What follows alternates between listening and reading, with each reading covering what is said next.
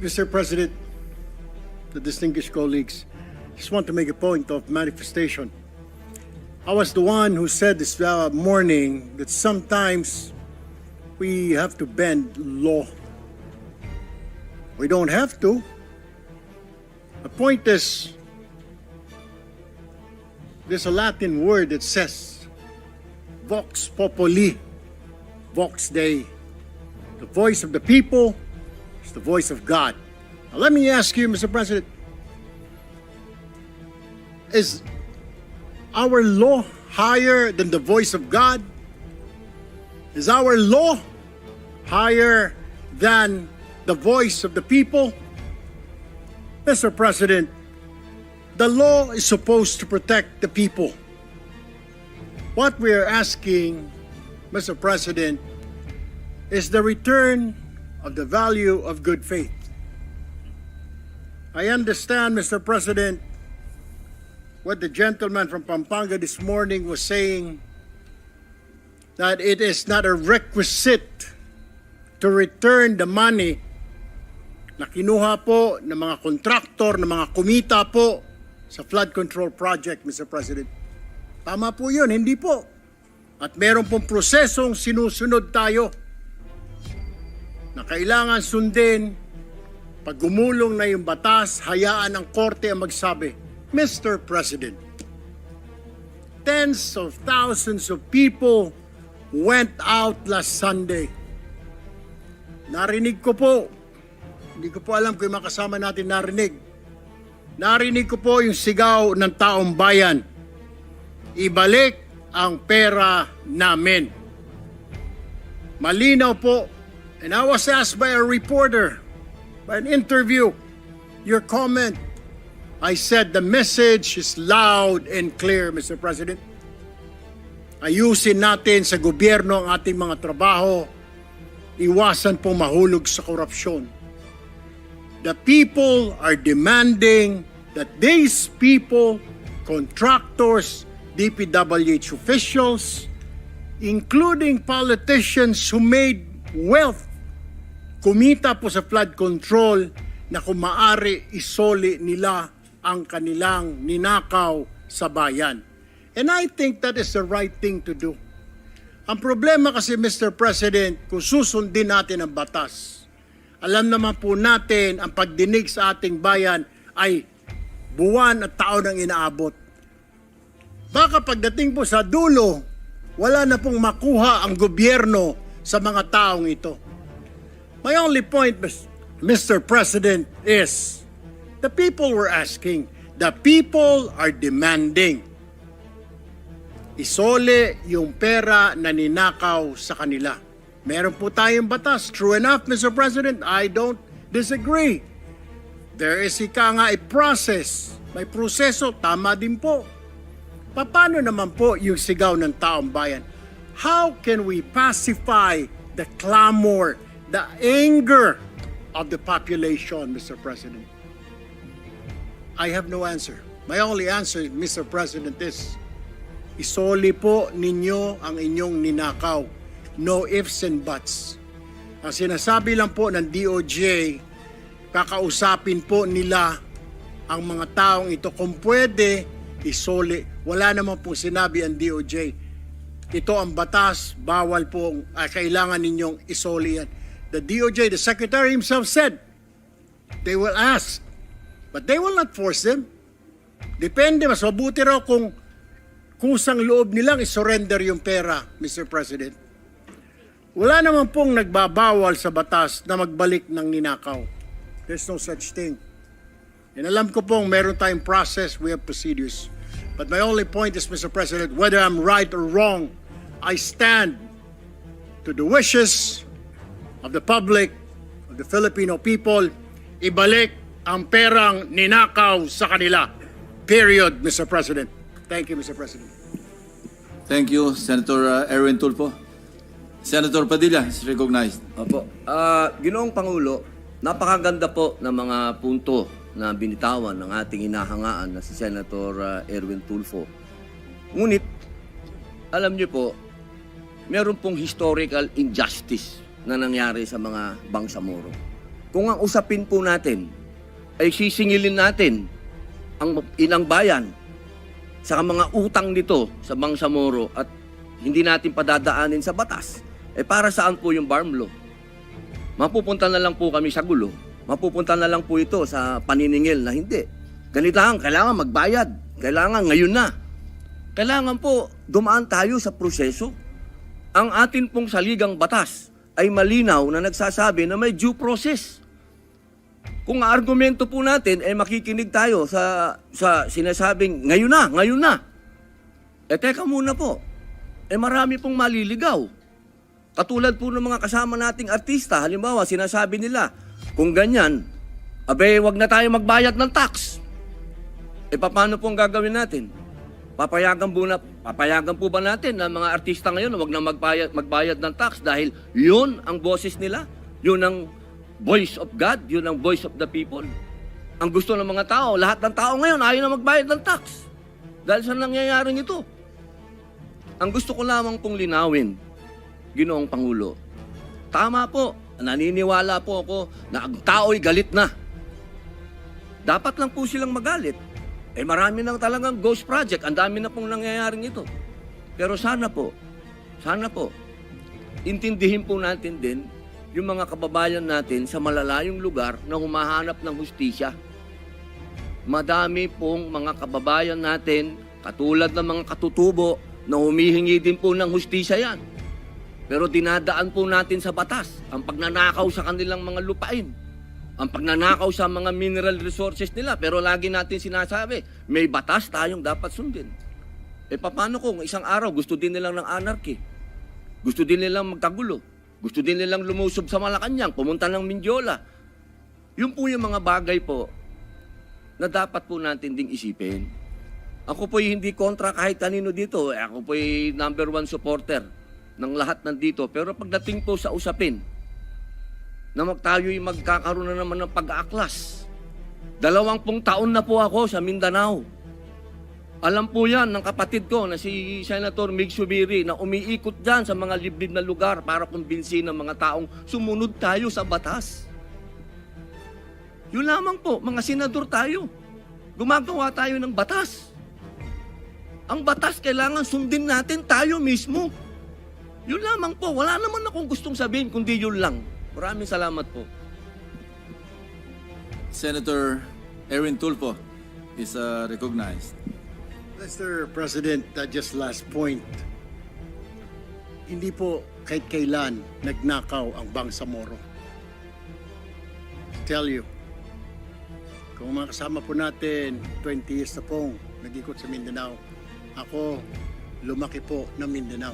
I've been to Hulo, I've been to Basilan, I've been to Tawi-Tawi, I've been to Marawi. Maro nga po ako magsalita ng Tausog eh. But anyway, ang sinasabi ko lamang po, wala pong ninakaw, kaya iba po yun eh. Parang you're comparing apples to oranges. Yung Bangsamoro po, hindi po nagnakaw, kaya yung sinasabi na kailangan kasuhan or something, hindi po eh. Ang sinasabi ko lang po, ito'y malinaw na yung sinisigaw po ng mga kababayan natin ni Sole. And that's my own opinion, Mr. President. We have to return it. Kusa po, kung gusto po, kung sincero silang maging state witness, gusto po nilang mapasok sa Department of Justice, then siguro po, in good faith, Mr. President, isoli po nila yung mga nakuha po nila. That is all, Mr. President. I have no further statements. Thank you, Mr. President. Thank you, Senator Erwin Tulfo. Majority. Mr. President, the distinguished colleagues, just want to make a point of manifestation. I was the one who said this morning that sometimes we have to bend law. We don't have to. The point is, there's a Latin word that says, Vox Populi, Vox Dei. The voice of the people is the voice of God. Now let me ask you, Mr. President, is our law higher than the voice of God? Is our law higher than the voice of the people? Mr. President, the law is supposed to protect the people. What we are asking, Mr. President, is the return of the value of good faith. I understand, Mr. President, what the gentleman from Pampanga this morning was saying, that it is not a requisite to return the money na kinuha po ng mga kontraktor, ng mga kumita po sa flood control project, Mr. President. Tama po yun, hindi po. At meron pong prosesong sinusunod tayo na kailangan sundin. Pag gumulong na yung batas, hayaan ang korte ang magsabi, Mr. President, tens of thousands of people went out last Sunday. Narinig ko po, hindi ko po alam kung yung mga kasama natin narinig. Narinig ko po yung sigaw ng taong bayan. Ibalik ang pera namin. Malinaw po. And I was asked by a reporter, by an interview, your comment. I said the message is loud and clear, Mr. President. Ayusin natin sa gobyerno ang ating mga trabaho. Iwasan po mahulog sa korupsyon. The people are demanding that these people, contractors, DPWH officials, including politicians who made wealth, kumita po sa flood control, na kung maaari isoli nila ang kanilang ninakaw sa bayan. And I think that is the right thing to do. Ang problema kasi, Mr. President, kung susundin natin ang batas, alam naman po natin ang pagdinig sa ating bayan ay buwan at taon ang inaabot. Baka pagdating po sa dulo, wala na pong makuha ang gobyerno sa mga taong ito. My only point, Mr. President, is the people were asking, the people are demanding. Isole yung pera na ninakaw sa kanila. Meron po tayong batas. True enough, Mr. President, I don't disagree. There is a process. May proseso, tama din po. Paano naman po yung sigaw ng taong bayan? How can we pacify the clamor, the anger of the population, Mr. President? I have no answer. My only answer, Mr. President, is isoli po ninyo ang inyong ninakaw. No ifs and buts. Ang sinasabi lang po ng DOJ, kakausapin po nila ang mga taong ito. Kung pwede, isoli. Wala naman po sinabi ang DOJ. Ito ang batas, bawal po, kailangan ninyong isoli yan. The DOJ, the Secretary himself said, they will ask, but they will not force them. Depende, mas mabuti raw kung kusang loob nilang isurrender yung pera, Mr. President. Wala naman pong nagbabawal sa batas na magbalik ng ninakaw. There's no such thing. And alam ko pong meron tayong process, we have procedures. But my only point is, Mr. President, whether I'm right or wrong, I stand to the wishes of the public, of the Filipino people, ibalik ang perang ninakaw sa kanila. Period, Mr. President. Thank you, Mr. President. Thank you, Senator Erwin Tulfo. Senator Padilla is recognized. Opo. Ginoong Pangulo, napakaganda po ng mga punto na binitawan ng ating hinahangaan na si Senator Erwin Tulfo. Ngunit, alam niyo po, meron pong historical injustice na nangyari sa mga Bangsamoro. Kung ang usapin po natin ay sisingilin natin ang ilang bayan sa mga utang nito sa Bangsamoro at hindi natin padadaanin sa batas, para saan po yung farm law? Mapupunta na lang po kami sa gulo. Mapupunta na lang po ito sa paniningil na hindi. Ganito lang, kailangan magbayad. Kailangan ngayon na. Kailangan po dumaan tayo sa proseso. Ang atin pong saligang batas ay malinaw na nagsasabi na may due process. Kung ang argumento po natin ay makikinig tayo sa sinasabing ngayon na. Teka muna po. Marami pong maliligaw.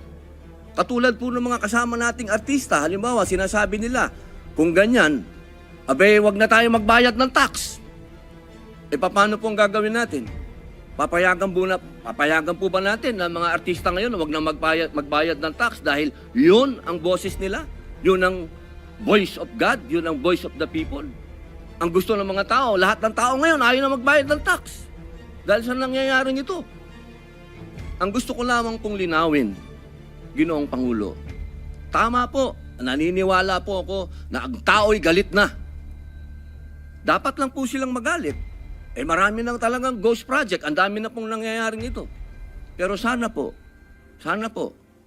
intindihin po natin din yung mga kababayan natin sa malalayong lugar na humahanap ng hustisya. Madami pong mga kababayan natin, katulad ng mga katutubo, na humihingi din po ng hustisya yan. Pero dinadaan po natin sa batas ang pagnanakaw sa kanilang mga lupain, ang pagnanakaw sa mga mineral resources nila. Pero lagi natin sinasabi, may batas tayong dapat sundin. E paano kung isang araw gusto din nilang ng anarchy? Gusto din nilang magkagulo? Gusto din nilang lumusob sa Malacanang, pumunta ng Mindiola? Yun po yung mga bagay po na dapat po natin ding isipin. Ako po'y hindi kontra kahit kanino dito. Ako po'y number 1 supporter ng lahat nandito. Pero pagdating po sa usapin, na tayo'y magkakaroon na naman ng pag-aaklas. 20 taon na po ako sa Mindanao. Alam po yan ng kapatid ko na si Senator Mig Subiri na umiikot dyan sa mga liblib na lugar para kumbinsin ng mga taong sumunod tayo sa batas. Yun lamang po, mga senador tayo. Gumagawa tayo ng batas. Ang batas kailangan sundin natin tayo mismo. Yun lamang po, wala naman akong gustong sabihin kundi yun lang. Maraming salamat po. Senator Erwin Tulfo is recognized. Mr. President, just last point. Hindi po kahit kailan nagnakaw ang Bangsamoro. To tell you, kung mga kasama po natin, 20 years na pong nag-ikot sa Mindanao, ako lumaki po ng Mindanao. I've been to Hulo, I've been to Basilan, I've been to Tawi-Tawi, I've been to Marawi. Maro nga po ako magsalita ng Tausog eh. But anyway, ang sinasabi ko lamang po, wala pong ninakaw, kaya iba po yun eh. Parang you're comparing apples to oranges. Yung Bangsamoro po, hindi po nagnakaw, kaya yung sinasabi na kailangan kasuhan or something, hindi po eh. Ang sinasabi ko lang po, ito'y malinaw na yung sinisigaw po ng mga kababayan natin ni Sole. And that's my own opinion, Mr. President. We have to return it. Kusa po, kung gusto po, kung sincero silang maging state witness, gusto po nilang mapasok sa Department of Justice, then siguro po, in good faith, Mr. President, isoli po nila yung mga nakuha po nila. That is all, Mr. President. I have no further statements. Thank you, Mr. President. Thank you, Senator Erwin Tulfo.